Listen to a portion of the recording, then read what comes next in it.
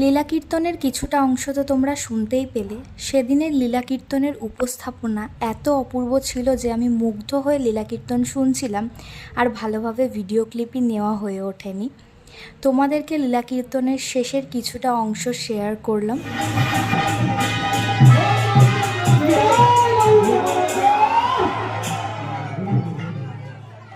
লীলা কীর্তনের শেষ মুহূর্তে সকলে কি সুন্দর কৃষ্ণ নামে মেতে উঠেছে সেটা তো তোমরা দেখলেই।